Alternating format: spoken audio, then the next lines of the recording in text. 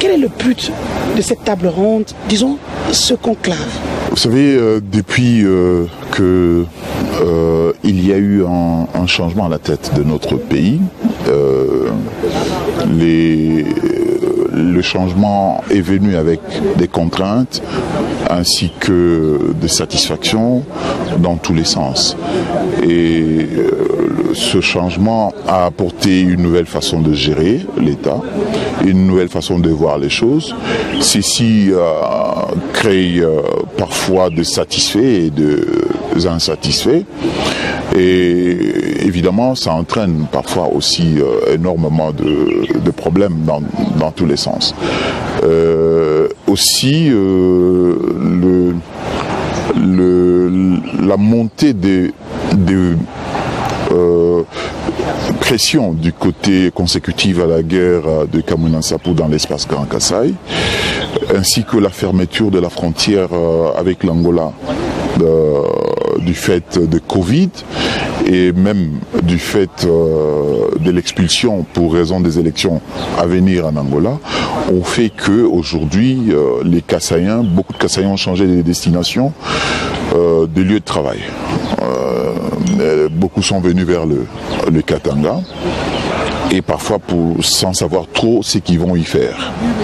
Parce que probablement du côté du Katanga, ils apprenaient qu'il y avait un certain essor économique ou un certain avantage. Tout ceci a créé des problèmes de cohabitation entre populations, dans la compréhension du sens du pouvoir, dans l'analyse également de la gestion du système social.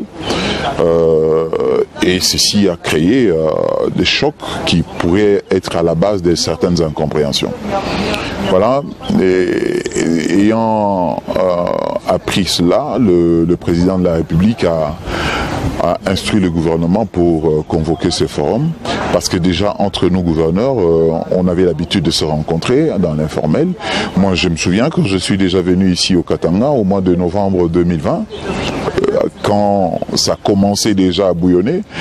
On en avait parlé avec mon collègue Kiaboula et on s'était promis de prendre des initiatives, dont celle-ci.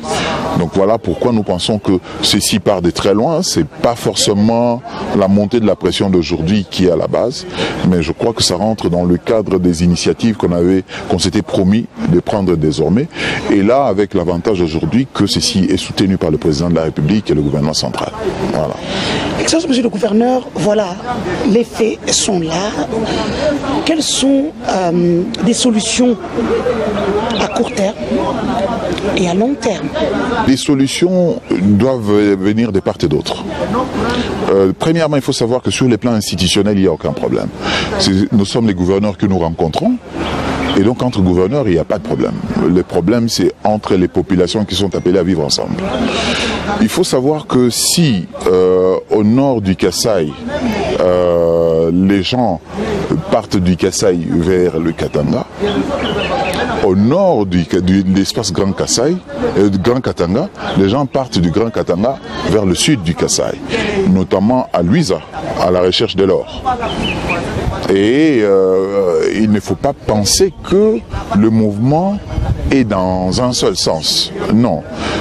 Beaucoup de gens n'ont pas l'habitude de le comprendre. On en parle aujourd'hui parce que le Katanga, les faits se passent à Lubumbashi. Et que de l'autre côté, ça se passe du Kapanga d'Ilolo vers Luisa au Kasaï central. Les gens ne le savent pas, mais c'est réel pourtant.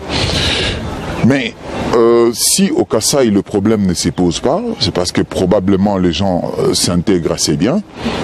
À Lubumbashi, il faut savoir que ceux qui viennent ne viennent pas forcément tous de Mbujimaï ou de Kananga. Il y en a qui viennent de différents villages et qui probablement peuvent avoir des problèmes d'intégration parce qu'ils n'ont pas vu, il n'y a pas de lumière, il n'y a pas de courant, il n'y a pas d'eau, et que venu ici, l'intégration pourrait poser des problèmes. C'est pour ça que nous estimons que à ce sujet, et c'est parmi la demande que l'espace Grand Kasaï, nous avons formulée au Katanga, de faire preuve de solidarité. congolaise. On est tous congolais. Donc nous attendons d'eux une certaine solidarité, une acceptation de la souffrance, parce qu'il y a des gens qui sont du Katanga, qui quand ils arrivent à Lubumbashi ont des problèmes d'intégration. Donc il est important que au niveau du Katanga on trouve une certaine compréhension et une certaine pour cette solidarité-là nationale. Et du côté du Kasaï, les gens doivent savoir qu'ils sont dans des villes, ils sont dans des agglomérations urbaines où il y a des règles qui doivent être tenues et respectées. Sur ce point-là, et les Katangais et nous sommes intransigeants. Tout Congolais, Kassaïen ou Katangais que tu sois, tu es soumis à la loi. Par exemple, la règle sur l'abattage des animaux. On abat les animaux dans les abattoirs. On n'abat pas les animaux sur la place publique. Donc nous avons reconnu que s'il y a des gens qui abattent les animaux sur la place publique, ceci doit s'arrêter. Nous pensons également que l'arrogance linguistique doit pouvoir tenir compte de l'espace des autres. C'est-à-dire que ta liberté commence là où c'est limite celle de l'autre. Donc, ou plutôt l'inverse, ta liberté c'est limite là où commence celle des autres. Il est important que toutes ces règles soient vulgarisées pour que l'intégration soit assurée et que la cohabitation soit pacifique. Mais il ne faut pas oublier que si les gens quittent l'espace Grand Kasaï, certes il y a eu les expulsions de l'Angola, certes il y a Kamwina Nsapu, certes il y a tous les problèmes qui entourent la vie au Kasaï, mais il n'en demeure pas moins qu'il y a des problèmes de gestion publique au Kasaï. Les projets, si les gens viennent chercher la Gécamine ici, pourtant il y a une MIBA au Kasaï. Pourquoi est-ce que nous ne relancerons pas la MIBA? Il faut que le travail se fasse au niveau de la base. Parce que le grand souci c'est quoi? C'est que les solutions sur la MIBA, on essaye de les trouver au niveau national. Non. On doit pouvoir les trouver au niveau de la base. Parce que le gouverneur du Kasaï oriental doit être capable de prendre des initiatives pour accompagner la relance de la MIBA. Mais si les initiatives prises par le gouverneur du Kasaï central rencontrent les difficultés avec le gouvernement central, parce que les mines relèvent du gouvernement central, vous comprenez qu'il y aura toujours un écart au niveau de l'avancement. Mais en même temps, nous avons le pouvoir d'agir dans le domaine qui relève de l'artisanat minier. Et donc, des initiatives que nous prenons, et ça, j'en ai partagé avec mes collègues gouverneurs de Grand Kasaï la semaine dernière, dans le cadre de notre synergie, nous devons être capables de prendre des mesures qui permettent à la SAEMAP, donc le service qui relève du ministère des Mines, des initiatives qui permettent que le creuseur artisanal accède facilement aux mines d'exploitation artisanale dans nos provinces, pour amener nos frères à accéder facilement et avoir les 10 ou 15 000 francs qui lui permettent de manger chaque jour. Et c'est par manque d'accès à ce genre de gisement que finalement ils viennent parce qu'ils ont appris qu'au Katanga ils peuvent trouver 5 000 et alors qu'au Kasaï ils peuvent en avoir 15. Donc faisons un effort, prenons des initiatives. Et pour ça, nous espérons avoir un accompagnement du gouvernement central qui nous permettrait aujourd'hui d'avoir un certain investissement. Nous, au niveau de la province du Kasaï, nous sommes très avancés dans ce domaine parce que nous avons pu même acquérir quelques machines qui peuvent permettre de faire la découverture et ramener la terre au niveau de 50 cm pour permettre aux creuseurs de venir travailler sur les 50 cm et avoir des graviers immédiatement.